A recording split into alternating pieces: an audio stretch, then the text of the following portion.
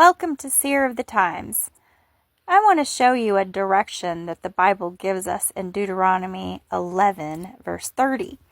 And he's talking about Mount Ebal and Mount Gerizim. And it says, you know these two mountains are west of the Jordan River in the land now controlled by the Canaanites, living in the Jordan River Valley. The mountains are west of the road near the sacred trees of Moreh on the other side of Gilgal.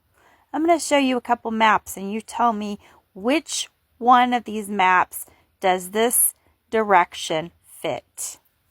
So this is a map of the Middle East where they tell us Gilgal is Mount Ebal, Mount Gerizim, and Moreh. Except for here they call it Mount Moreh.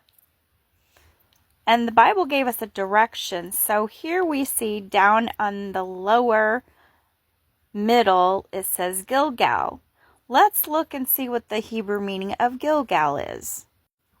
As we can see here, the meaning of the word Gilgal is a circle of stones, a wheel, or a rolling away. Let's look and see what the location in the Middle East looks like and see if it matches this description.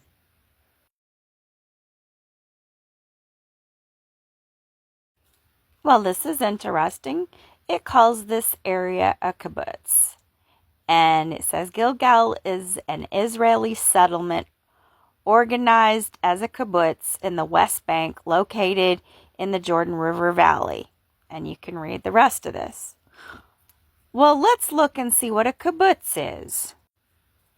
Well, it says a kibbutz is a collective of farm or settlement in modern Israel. So it's a community. An Israeli community or communal form of agriculture settlement.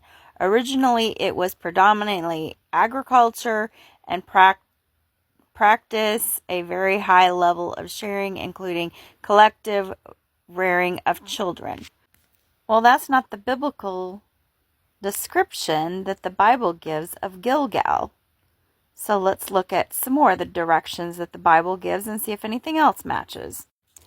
So Deuteronomy tells us that the two mountains, Mount Ebal and Gerizim, were both on the west side of the river of the Jordan, and they are, but it says it was on the other side of the sacred trees of Moreh. Well, here it's west, but it's northwest of Gilgal, or what they call Gilgal. I want you to notice that in this picture, on this map, it shows that the mountains are 17.61 miles northwest of what they call Gilgal. Now I want you to pay attention and see how far away these two mountains are. They're over 2.5 miles away from each other. Now, if we go back in Deuteronomy and look, it says that there was a valley in between and 500,000 went up one mountain and 500,000 went up the other, and they read the blessing and cursings from each other. So you want to tell me how they could hear each other from 2.5 miles away? Now I want you to notice this. They call it Mount Moreh here, and the Bible called them the sacred trees. It mentioned nothing about it being a mountain, and it was right beside the road on the other side of Gilgal, so they were close together. But here on this map, it is 27 miles north of Mount Ebal, and that doesn't even match the biblical directions. How can you possibly begin to agree that this is the biblical location in the Middle East when it doesn't even match the biblical descriptions or the biblical directions that the Bible gives? Now I want you to see this location.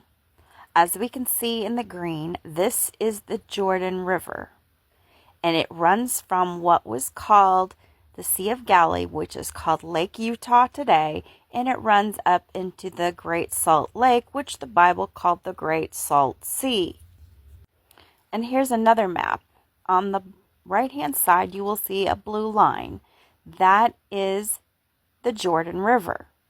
And on the left-hand side of the picture, you will see Gilgal, sacred trees of Moreh, Mount Ebal, and Mount Gerizim. I'm going to show you a closer up picture. As you can see on this map, they are indeed west of the Jordan River, and the two mountains are indeed west of the sacred trees of Moreh and Gilgal. There is also a valley in between, and the two mountains are approximately 3,525 feet apart. Therefore, you could have 500,000 going up one mountain, 500,000 people going up the other mountain, and they could both hear each other from each mountain. Here's a close-up picture of the two mountains with the valley in between, showing you that they are on the west side of the sacred trees of Moreh and Gilgal, like the Bible says. Here's another map of them all together from the north looking south, and you can plainly see that these are indeed two mountains, and they're west of the sacred trees of Moreh and Gilgal. Here's one more picture showing you the valley in between these two mountains. This all matched perfectly with the description and the directions that the Bible gives. So I wanted you to see this on the maps for yourself. The Bible gives very specific directions, and when you pull up the Hebrew meanings, it gives you a description of the areas as well. I've done another video on this already from my trip actually there, so you can see what it looks like.